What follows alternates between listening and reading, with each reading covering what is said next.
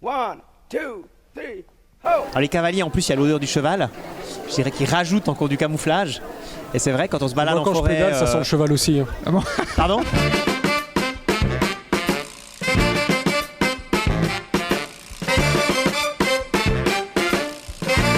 Salut tout le monde, c'est Pause Vélo et on est au festival de la Salamandre. C'est pour ça que vous entendez beaucoup de bruit autour de nous. Alors qu'est-ce que c'est le festival de la Salamandre, Florian? Ben oui, qu'est-ce que c'est? C'est un rendez-vous à Morges, en Suisse, dans le canton de Vaud, qui a lieu tous les ans en octobre. Et donc c'est le rendez-vous des Amis de la Nature, puisque c'est un rendez-vous proposé par les éditions de la Salamandre et la revue La Salamandre, qui est bien connue des naturalistes de France et de Suisse.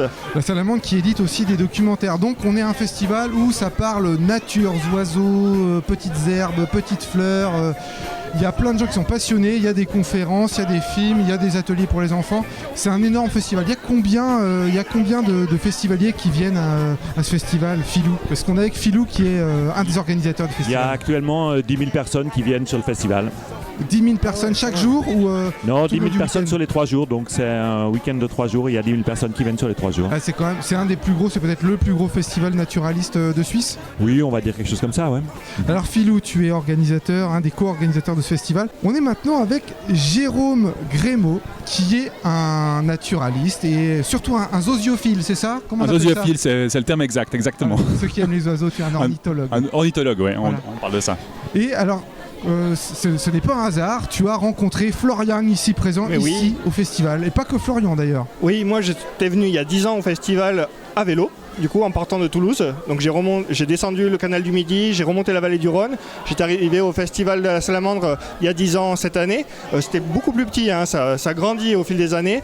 Et j'avais rencontré à l'époque Philou qui était simple bénévole, qui est aujourd'hui responsable technique, logistique du festival. Et puis j'avais rencontré Jérôme qui est aussi illustrateur à la Salamandre et biologiste par ailleurs, et qui a fait un voyage à vélo, lui aussi, mais dans un autre sens, puisqu'il est parti de Suisse pour suivre la route des oiseaux migrateurs. Donc on avait sympathisé, il m'avait invité chez lui ensuite à Bulle, dans le Gruyère. Exactement, Gruyère à Bulle, ouais. Gruyère à Bulle, voilà. Et puis il a une magnifique bibliothèque sur le vélo. J'ai découvert les livres de Claude Marteller chez lui, un petit guide de Vélosophie. Exactement, ouais, de Tronchet, qui est absolument qui est un indispensable dans toute bonne bibliothèque. Voilà. Ou Le Monde vu de ma selle, je le recommande à tout le monde. Exactement. Ouais, il est absolument Et fantastique. avec lui, celui. j'avais vu mes premiers tétralyres. Hein, pour les ornithologues qui connaissent, c'est un très bel oiseau qui vit dans les montagnes, pas les montagnes les plus élevées, mais dans les montagnes les préalpes suisses. Alors pour décrire le tétralyre, c'est une poule, mais en plus beau. Ouais, voilà. T'as pas dit un pigeon, c'est bien. Jérôme, revenons à toi. Donc tu as pédalé en 3 fois, je crois. Tu as suivi la route des oiseaux migrateurs. Tu pédales vachement vite, dis donc. Alors j'ai pris mon temps, enfin j'ai vraiment fait un voyage de plusieurs mois, ça a duré presque 10 mois, c'était un rêve d'enfant. Et puis je suis parti de chez moi un beau jour, ça il y a beaucoup de monde qui connaissent cette espèce d'ivresse, on part un beau jour et puis j'avais en tête de rejoindre les quartiers d'hiver des migrateurs, ça veut dire vraiment les endroits où ils passent l'hiver en Afrique. Et puis je connaissais pas du tout l'Afrique de l'Ouest et puis j'avais décidé de m'y rendre sur la trace des oiseaux migrateurs. Ouais. Tu es dessinateur aussi, donc tu as Oui. dessiné. J'ai rempli des carnets de croquis, de peintures, j'ai ramené ça pour moi. J'ai fait quelques petites conférences, mais c'était dans un cadre, c'est pour partager un peu ce que j'ai vécu, effectivement. Puis ouais, j'ai vécu des très beaux moments avec les gens, avec les oiseaux, puis avec mon vélo aussi, c'est des moments magiques. Ouais. Et qu'est-ce que tu as appris au cours de ton périple en vélo, en courant après les oiseaux? Alors j'ai appris plein de choses. J'ai appris à quoi ressemblaient en fait les endroits où ils passent l'hiver. Parce que moi j'ai grandi dans une ferme où il y avait des hirondelles et puis on m'a toujours dit voilà, l'hiver les hirondelles elles partent vers l'Afrique. Et puis je fais beaucoup de vélo. J'ai toujours rêvé d'aller voir à quoi ça ressemble l'Afrique, parce que ça veut rien dire finalement. On se fait tous une image de rhinocéros, d'hippopotames et d'éléphants qui parcourent des grandes plaines. Et puis je suis descendu à vélo, puis j'ai appris à quoi ressemblaient en fait les aires d'hivernage de nos oiseaux migrateurs en Afrique de l'Ouest. Et puis je trouve très émouvant en fait de revoir une hirondelle qui revient au printemps ou un milan noir, et puis de s'imaginer tout ce qu'il a vu l'hiver et puis en remontant quoi. Ça c'est De savoir ce qu'il a traversé. exactement, ouais, c'est ça qui me Et à touche. vélo, tu vas au même rythme que les oiseaux, ou plus vite ou moins vite? Alors j'avais pas du tout de rythme, je voulais pas m'imposer un rythme. C'est clair que je vais moins vite que les oiseaux, parce que là Ouais, en 10 mois La traversée de la Méditerranée, ça va être un peu plus compliqué aussi. effectivement, là j'ai pris le ferry, mais sinon j'ai vraiment pris mon temps. J'ai passé J'ai passé presque 3 mois au Maroc à faire des allers-retours dans l'Atlas, à descendre, enfin vraiment profiter des gens et des paysages. Enfin vraiment, on connaît ça à vélo. Quand on voyage à vélo, il faut vraiment avoir le temps devant soi. Et puis c'est clair que c'est quelque chose par rapport à la distance qu'on aurait pu faire, enfin que j'aurais pu faire en 2 mois, c'est clair. Mais là, en 10 mois, ça me laissait le temps de rencontrer les gens, de dessiner, de faire plein de belles rencontres. Pour essayer d'expliquer pourquoi les oiseaux n'étaient plus là à une certaine période de l'année, il y avait quoi comme chose un peu bizarre? Ouais, bah c'est vraiment quelque chose de récent qu'on comprenne un peu la migration, comment ça se passe. Il y a encore beaucoup de mystères, hein. Mais c'est vrai qu'il y a eu toutes sortes de théories ou de contes, d'histoires à ce sujet. Il y a même Aristote, il pensait que les hirondelles se transformaient en rouge-gorge l'hiver venu parce qu'il ne comprenait pas pourquoi les hirondelles on ne les voyait pas. D'autres, ils pensaient qu'elles perdaient toutes leurs plumes, qu'elles allaient se cacher dans les grottes de honte, comme ça un peu, et qu'elles ressortaient au printemps, une fois que les plumes ont repoussé. Et puis, moi je trouve que c'est assez fou, c'est que Linné, qui est un des grands naturalistes qui a marqué l'histoire, hein, lui, il imaginait même, il avait vu juste dans plein de domaines, mais au niveau des oiseaux migrateurs, complètement faux. Il pensait que les hirondelles s'enterraient dans la vase en hiver, et il avait même dans son bouquin qui fait référence, il avait même mis des gravures de pêcheurs qui remontaient des hirondelles en hiver dans la vase, alors que voilà, c'était pas du tout, c'était des conneries. Mais comme quoi, en fait, les découvertes sur les oiseaux migrateurs, il y a moins de 100 ans. Et puis il y a quand même des gens, Buffon notamment, qui était un grand naturaliste français, qui avait imaginé, il avait vu en fait avec des correspondants, il savait qu'il y avait des hirondelles en hiver en Afrique, à cause des colonies françaises, à Dakar notamment. Et puis il avait peut-être fait le lien, il se disait mais est-ce que c'est un lien, et voilà. Ouais. Donc c'est très récent. Ouais. Alors, si tu es au festival et si tu fais du vélo, c'est que toi tu fais le lien entre vélo et biodiversité. C'est quoi pour toi le lien entre le vélo et la biodiversité? Moi c'est un lien naturel. Je fais du vélo au quotidien, je me déplace à vélo, et puis c'est vrai quand je vais faire des balades, je vais assez souvent à vélo en nature, pas toujours, hein, mais j'essaye en tout cas. Et puis pour moi le lien il est évident parce que du moment qu'on se déplace à vélo, on fait attention à ce qui nous entoure, on connaît tous ça, hein. Et puis je fais attention aux chants d'oiseaux, aux cris d'oiseaux, aux mouches qu'on se ramasse dans la gueule des fois, et à ces petits détails là. Ouais. Pour moi c'est important. Alors on va partir avec un autre cyclo-voyageur. Okan, c'est à toi. Salut Pause Vélo, me voici en Slovénie. Tu traverses la frontière, ça commence direct à monter quoi. Allez, franchement les Italiens ils ont bien choisi leur territoire quoi. La montagne ils ont fait non mais ça on laisse. Et ça a commencé à monter sale. Franchement c'était dur. Hormis le Simplon, j'avais pas encore l'habitude de faire de la grimpette. Ce qui était cool, c'est que ça m'a laissé toute l'Italie pour me mettre un peu en jambes, pour commencer l'histoire, en fait, l'aventure crescendo. J'ai fait le mauvais choix, je pense, pour la Slovénie. Soit tu peux faire tout le contour au bord de l'Adriatique, ou soit tu peux couper par les terres pour arriver en Croatie. C'est ce que j'ai fait pour essayer de gagner du temps. J'ai coupé dans les terres. Mais je pense, franchement, même si j'avais 50, 60, 70 km supplémentaires, j'aurais été plus vite, je pense, par les côtes. Parce que sur ces 30 km, je pense que j'ai poussé mon vélo sur 10 km. Mais c'était juste infaisable avec mon poids que j'avais et tout.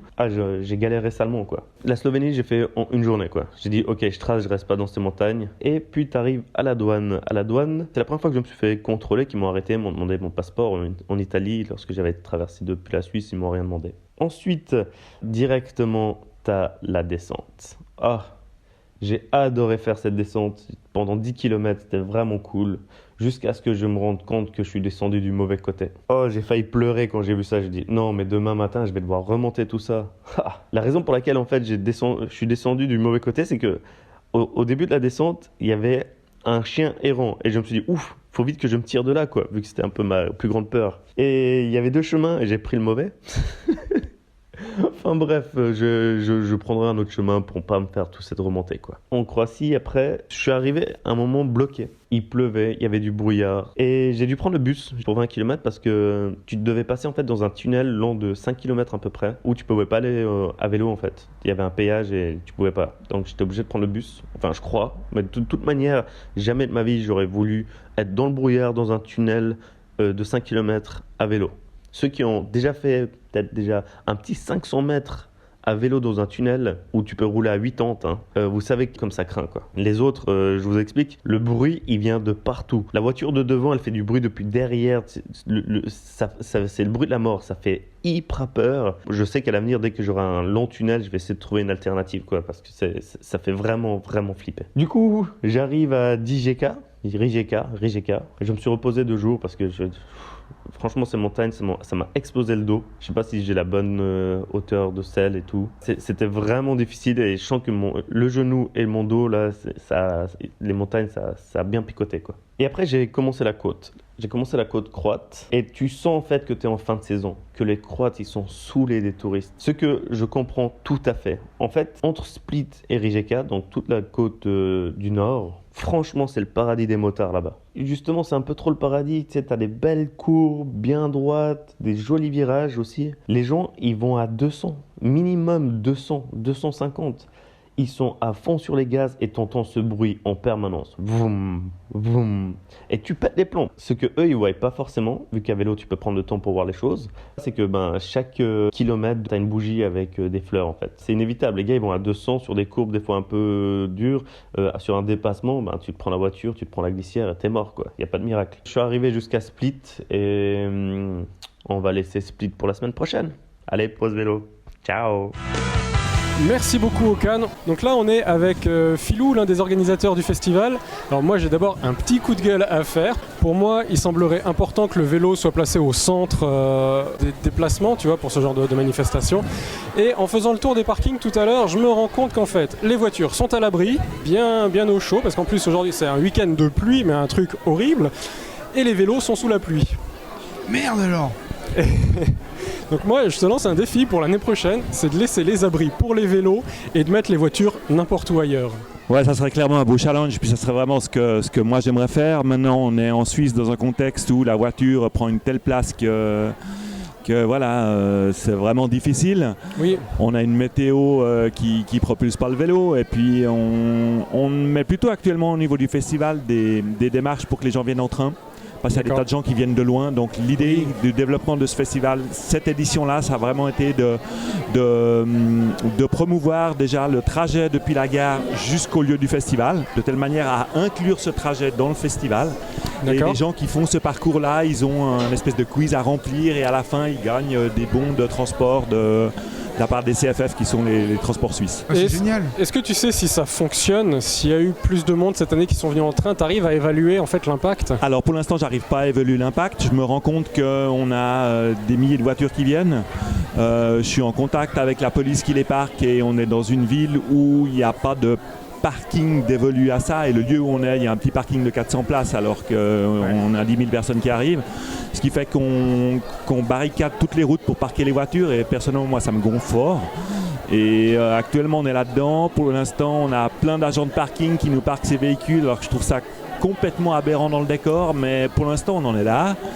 Et le but c'est que ça évolue vers autre chose. Chez les Suisses c'est pas facile parce qu'on a un peuple qui est assez lent ou très traditionnaliste, donc les faire bouger c'est un peu je sais pas, il faudrait leur foutre des coups de pied au cul des fois pour que ça change un peu la donne, mais voilà, c'est un peu difficile.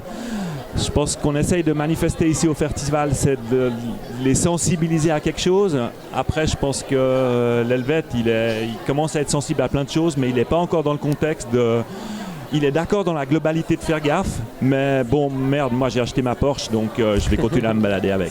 Bon, il faut dire aussi qu'il y a beaucoup de Français à ce festival, qui viennent de partout en France et qui viennent en voiture aussi. On ne va pas taper que sur les Helvètes. C'est vrai. Il y a beaucoup de Français. Moi, je suis français, donc je me permets de le dire. Voilà. Mais ce qu'il faut dire surtout, c'est aux gens, vous venez à un festival sur la nature, venez en train, venez à vélo, venez à pied. Mais ça a vraiment été le message qu'on a essayé de faire passer. Soyez cohérent avec ce que vous venez voir. Ouais, moi j'aime vraiment bien ton mot de cohérence. Moi j'étais un grand rouleur de bagnole il y a longtemps en arrière, en roulant très vite, en roulant comme un malade. Enfin voilà, je me suis amusé à ça dans ma vie. Et puis un jour, quand je me suis rendu compte de l'impact que ça pouvait avoir, je me suis dit, mais bon, t'es trop con, t'arrêtes là quoi. Et du coup, depuis 15 ans, j'ai plus de voiture et j'en aurai, je pense vraiment plus jamais. Puis je me rends compte que quand on est en vélo, on est libre déjà, alors que dans une voiture, on est enfermé dans une caisse, on n'y voit rien du tout, on n'a aucun ressenti sur quoi que ce soit, on n'a pas l'air, on n'a pas la pluie, on n'a pas les odeurs, on n'a rien du tout. On a que des boutons, chaque fois qu'il pleut, on tourne un bouton pour enlever l'eau. Quand il fait moche, on met les phares pour y voir clair, alors qu'en vélo, on est dans le contact direct avec les éléments, on est dans cet instant présent, on est là, et c'est vraiment la raison pour laquelle j'adore le vélo, c'est qu'on est en lien avec la nature. On ressent les saisons, je trouve. Ouais, mais bien sûr, on ressent les saisons, et chaque jour est un jour différent. Quand tu t'enfermes dans une caisse avec 4 roues, chaque jour c'est la même chose, tu fais le même trajet.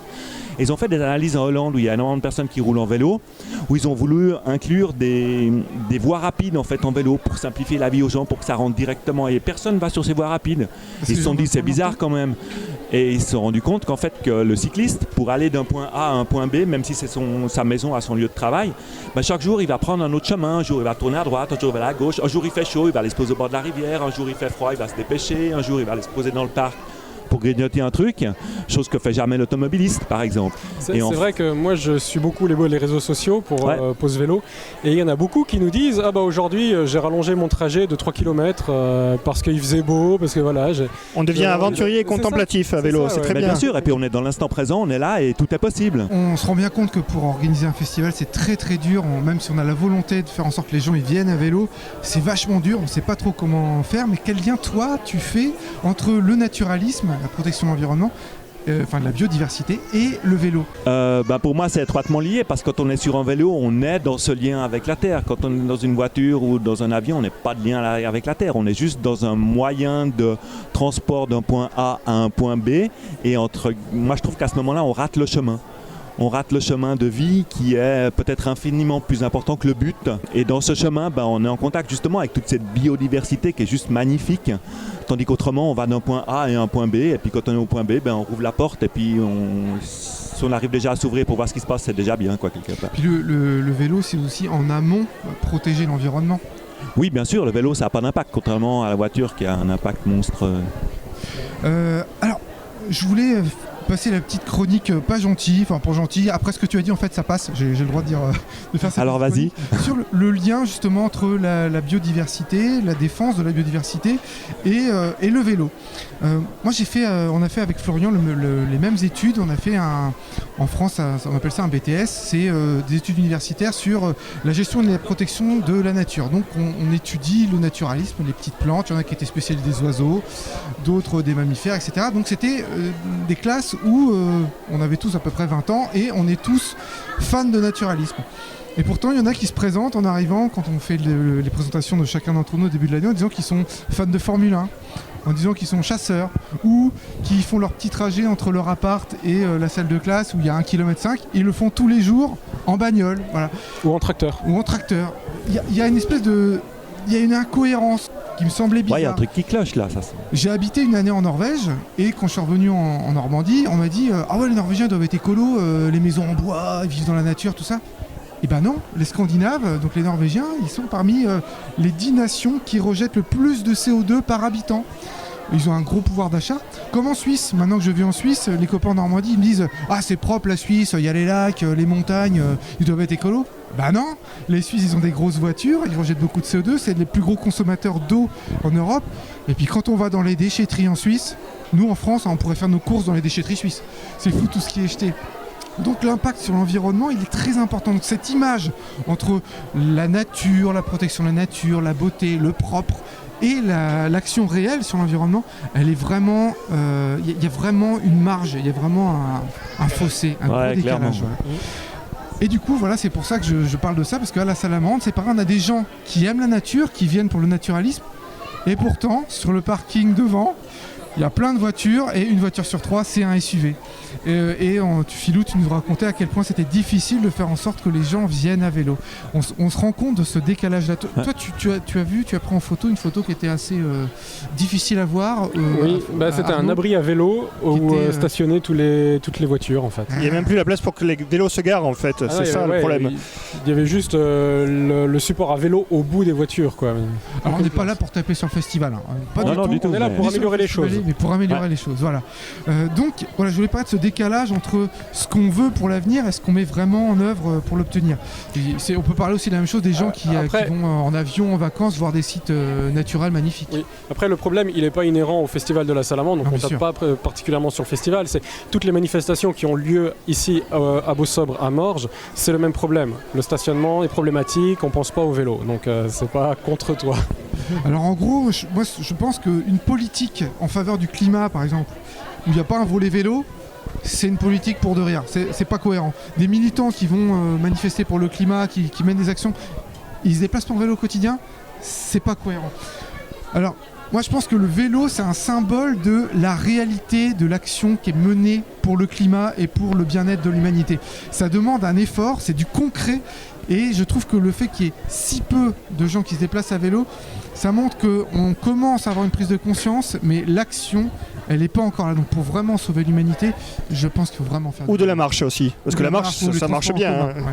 Mais tu parlais effectivement des actions pour le climat. Moi, je trouve que l'action à Bike to Move It, auquel j'ai participé, mais j'ai trouvé que ça a donné vraiment une impulsion. Enfin, j'ai trouvé magnifique de voir des centaines de cyclistes converger à un seul endroit. Puis, c'était à Berne. Ensemble, à Berne, ouais. Et puis ça, j'ai trouvé magnifique et ça donne un élan. On est toujours au Festival de la Salamandre et on a le boss qui vient d'arriver en plateau. On est avec Julien Perrault qui est le fondateur et puis le président du festival. Voilà, c'est ça. Bonjour à tous. Alors pour ceux qui ne te connaissent pas en France, c'est qui Julien Perrault ? Julien Perrault, ben oui, tu l'as dit, rédacteur en chef de la revue La Salamandre, qui est bien connu des naturalistes en France, président du Festival de la Salamandre. Et quand je suis arrivé, moi, la première fois au festival, j'ai dormi chez quelqu'un qui habitait Morges, à côté, et je lui ai dit, je vais au Festival de la Salamandre, est-ce que tu connais la Salamandre ? Elle m'a dit, oui, Julien Perrault, son rédacteur en chef, il est très connu en Suisse, c'est un peu l'équivalent de votre Nicolas Hulot. Alors voilà, tu es le Nicolas Hulot de la Suisse apparemment. Alors, quand est-ce que tu deviens ministre de l'Environnement en Suisse ? Alors c'est pas prévu au programme dans l'immédiat. Je crois qu'il faut pas me comparer à Nicolas Hulot. Mais voilà, tu fais plus de vélo peut-être. Je crois qu'il s'est mis au vélo finalement. Il en a eu un peu marre de l'hélicoptère au bout de quelques années, mais il a mis un peu du temps. Mais non, mais c'est quelqu'un que j'estime beaucoup, qui a un engagement hyper fort. Et puis je pense que ce qu'il a vécu comme ministre, c'était hyper dur. Et en même temps, sa démission symbolise beaucoup de choses par rapport à la force de notre système qui résiste en fait au bon sens, quoi. Donc ça j'ai trouvé assez terrible, ça m'a beaucoup ému. Mais voilà, pour ma part, moi je me passionne pour la nature depuis que je suis gamin et puis je fais tout ce que je peux pour essayer de transmettre cet amour pour les petites bêtes, pour les fleurs, pour les oiseaux, pour notre maman, la terre, quoi, le plus largement possible. Alors je te pose la même question qu'à nos deux précédents invités. Quel lien tu fais entre le vélo et la biodiversité, le naturalisme ? Alors le vélo c'est un excellent moyen de se déplacer. Moi je déteste la voiture. Ah bien, c'est une bonne chose. J'en ai pas d'ailleurs. Donc je me déplace exclusivement à pied, en vélo. J'ai un vélo normal, j'ai un vélo électrique aussi parce que souvent je dois faire les allers-retours quand je vais faire les courses, etc. Il y a de la pente, etc. Donc des fois ça rend service. Et puis en Suisse on a la chance d'avoir un réseau de transport public extrêmement dense. Donc j'arrive à me débrouiller sans voiture et je suis très content comme ça. Et ce que j'aime avec le vélo, c'est que on est vraiment dans les éléments, on est dehors et en même temps on va plus vite qu'à pied. Des fois à pied c'est un peu frustrant quand même. Si on est dans un endroit pas très joli, qu'on a envie d'aller un peu plus loin, ça prend du temps. Et à vélo c'est génial parce que voilà, en quelques coups de pédale, on peut découvrir un nouveau paysage. Et en amont aussi, le vélo, ça sert à la protection de l'environnement parce qu'on ne construit pas de route. Il y a aussi tout un volet préservation de l'environnement, mais sans gestion. Juste en amont, le fait en fait, on en fait plus pour la nature parce qu'on en fait moins contre. Il n'y a pas un peu ça aussi sur le vélo ? Oui, alors c'est sûr que si on avait concentré autant de moyens pour développer le réseau des pistes cyclables que pour le réseau des autoroutes, ce serait bien. On aurait moins mangé de terre, quoi, recouvert de bitume. Et puis je pense qu'on serait plus heureux. Moi je trouve que faire du vélo ça fait du bien. Je trouve qu'on vit dans un monde de fous finalement où les gens toute la journée ils sont assis dans leur bureau, ils travaillent. Puis après il faut aller faire du fitness parce qu'ils font plus de sport. Il faut y aller en voiture. Parce qu'ils sont complètement encroutés et ils y vont en voiture. Et ils prennent la bagnole pour aller faire du vélo en forêt ou je sais pas. On va de boîte en boîte. Voilà. Et finalement pour moi le sport c'est ma manière de me déplacer. Si je me déplace à pied, si je me déplace en vélo, je me fais du bien, quoi. Et ça, je trouve que c'est beaucoup mieux, beaucoup plus sain. Et puis, moi qui suis aussi naturaliste sur mes heures perdues, j'ai vu des choses en vélo que j'aurais pas pu voir et à pied et en voiture parce que quand on est en vélo, par exemple en forêt, je me suis retrouvé des fois en face de biches ou d'animaux comme ça qui n'avaient pas peur parce qu'ils reconnaissaient pas la forme de l'humain ou on arrivait de façon très silencieuse ou avec un bruit avec lequel ils n'avaient pas l'habitude de se confronter. Ouais, et du coup, on peut observer des choses qu'on n'observe pas d'habitude. Ouais, c'est vrai. Ça m'est arrivé aussi des fois en forêt avec des chevreuils, c'est vrai. C'est un peu la même situation que les cavaliers. Alors les cavaliers, en plus, il y a l'odeur du cheval. Je dirais qu'ils rajoutent encore du camouflage. Et c'est vrai, quand on se balade Moi, en quand forêt... je pédale, ça sent le cheval aussi. Pardon? Quand je pédale, ça sent le cheval aussi. Oui, alors justement, c'est peut-être ça finalement. Du coup, ça brouille un peu les pistes et on peut faire des belles observations d'animaux comme ça. Il y a un lien, je trouve, entre le cycliste et le cavalier. Surtout si on a un beau vélo hollandais là, qu'on tient par les poignets sur le côté. On a un port assez fier comme ça. Je trouve ça magnifique. Les Hollandais là, qui sont on dirait c'est noble en fait. C'est mieux d'être affalé au fond d'un siège, c'est sûr. On est d'accord. Puis on peut s'arrêter à vélo quand on veut. Oui, on voit une espèce traverser, on peut s'arrêter. C'est pas en voiture, on peut difficilement s'arrêter. Il faut trouver une place pour se parquer. Ça devient difficile. Alors qu'à vélo, on peut avoir les jumelles autour du cou, et puis s'arrêter quand on veut pour observer la faune et les paysages. On peut même avoir les lunettes ornitho. C'est suffisamment. Les lunettes ornitho, pour ceux qui ne connaissent pas, c'est une espèce de longue vue qu'on pose sur un trépied qui nous permet de voir les oiseaux plus facilement. Oui, c'est un rang, j'ai déjà fait. C'est un beau moyen de découvrir le monde et moi je trouve que ça donne un grand sentiment de liberté, le vélo. Vraiment, j'aime bien. Mais je pense que Jérôme vous en a parlé avec tous ces grands voyages. C'est vrai que c'est quelque chose de magique. Bon, on n'est pas venu là par hasard. On est venu au festival parce qu'on sait que le festival essaie de faire en sorte que les gens viennent au festival en vélo plutôt qu'en voiture, parce que si on vient et qu'on est passionné par la nature, autant essayer de venir avec un moyen qui protège la nature. Philou nous a donné quelques pistes pour faire en sorte que les gens viennent plutôt en vélo ou en transport en commun. Qu'est-ce que tu dirais, toi, comme mot qui inciterait les gens à se déplacer plus régulièrement comme ça ? Alors dans le cadre du festival, ce qu'on a fait cette année, c'est qu'en fait le festival commence à la gare. C'est-à-dire qu'à la gare de Morges et tout au long du chemin ici jusqu'au théâtre de Beausobre, on a construit des étapes où il y a déjà des animations et des choses à découvrir de la nature, même au centre-ville de Morges, vraiment pour inciter un maximum de gens de venir en transport public. Donc ça, c'est notre contribution cette année et j'ai l'impression qu'il y a encore beaucoup de voitures, donc on a du chemin à faire. Ouais. Tu peux justement, Julien, appeler les personnes qui viennent sur le festival à venir à vélo, plus à vélo ou en transport en commun. Tu peux les appeler à ça pour les prochaines éditions, parce que c'est vrai que Eric l'a fait remarquer tout à l'heure, il y a beaucoup de voitures, beaucoup de SUV qui sont sur le festival et il y a un petit manque de cohérence entre ce que les gens viennent voir ici, les belles images dont ils viennent profiter et puis leur mode de déplacement. On est d'accord, j'ai rien à rajouter à ça. Il y a peut-être une idée, parce qu'il y a quelques temps on avait parlé dans Pause Vélo d'un festival à Tulle où il y a une association de promotion du vélo qui vient faire du gardiennage. Donc ils ont le parking à vélo où les gens qui viennent à vélo, ils amènent leur vélo, ils n'ont même pas besoin de l'attacher parce qu'il y a cette association-là qui vient... L'association à bicyclette. À bicyclette, voilà. Et en plus, pendant que tu laisses ton vélo qui est gardé, les gars qui le gardent en plus, ils font l'entretien. C'est-à-dire qu'ils vont graisser ta chaîne, regonfler les pneus, etc. Donc peut-être, moi et Arnaud qui sommes membres de Pro Vélo Morges, on aura peut-être quelque chose à faire avec toi l'année prochaine.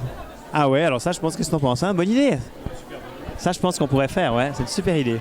Puis là on a déjà, 1, 2, 3 bénévoles qui vont s'en occuper. On est partant. Donc c'est bon, On est partant. C'est réglé. Pour les années d'après, peut-être vous cherchez des bénévoles encore. On peut faire un appel aux bénévoles. Oui, tout à fait. Donc le festival Salamandre aura lieu l'année prochaine à la fin du mois d'octobre, donc de nouveau à Morges en Suisse. Et on a à peu près chaque année à peu près 200 personnes qui nous aident. Et c'est chaque fois un grand défi de réunir toutes ces bonnes volontés. Donc si ça vous intéresse, l'année prochaine, n'hésitez pas à venir nous donner un coup de main. Et je sais même que je trouve que c'est très très beau. Vous êtes en partenariat avec un festival en Bretagne pour que des Bretons viennent faire bénévole en Suisse. C'est comme oui, il y a des gens qui viennent de loin. Ouais, ça c'est formidable ça. Et il y a des Suisses qui viennent en Bretagne aussi ? Ouais, je crois, ouais. D'accord, je trouve ça super. Mais c'est formidable d'ailleurs, avec Eric, c'est sur ce festival qu'on s'est rencontrés pour faire Pause Vélo. Voilà. Faut le dire, il faut remercier Julien. Merci Julien, c'est grâce à toi. De rien. Je vous propose qu'on passe à l'agenda. Qu'est-ce qui va passer dans le petit monde du vélo d'ici une semaine ? Eh bien, le samedi 26 octobre, de 14h à 18h à Tulle, sous le marché couvert, l'association Bicyclette propose un contrôle technique des vélos dans le cadre de l'opération Cycliste Brillé. C'est la nuit, donc il faut se protéger quand on est cycliste, il faut de la lumière. Ensuite, le vendredi 1er novembre jusqu'au 9 novembre, la maison de quartier des Paquis à Genève joue la pièce de théâtre Annie sur la véritable histoire de Annie Londonderry. Donc du théâtre et du vélo. Parce que qui c'est Londonderry ? Eh bien, elle a fait le tour du monde à vélo avec son mari et ses 3 enfants. En 15 mois, elle a fait ça à la toute fin du 19e siècle. Elle est partie magnifique. de Boston. Et je trouve que c'est formidable qu'une pièce de théâtre soit jouée sur ce personnage. Je trouve ça génial. Donc c'est au théâtre de quartier la maison de quartier des Paquis à Genève, du 1er au 9 novembre. Et puis, du 1er au 3 novembre, il y aura Festivélo à Lausanne, le festival du voyage à vélo.